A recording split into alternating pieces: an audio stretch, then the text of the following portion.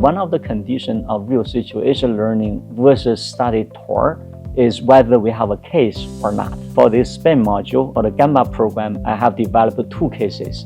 From May to September, having a real case, reading the case before going there, really makes a difference. Number 2 is what type of unique companies that we can visit. Do we have the right executives to deliver the sharing? That will have huge influence on the consequence on how our students receive their content. Even though company visit is important, whether we can invite good professors to teach us is a very important factor. So in this module, we have leading professors from other great business schools to collaborate with us. Our students sharing, reflection, discussion are also very critical.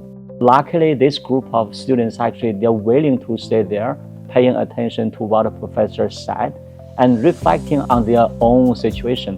And I think that moment is achieved. Not only the professor per se, but also this group of students. We have to give credit to the students as well. I think number 4, a strong operation team is also essential.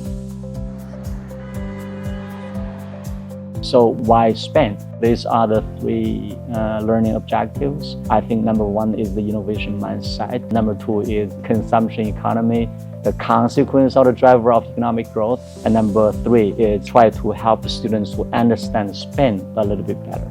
Strategy is what we can see. The people side of the innovation many times is what we tend to neglect.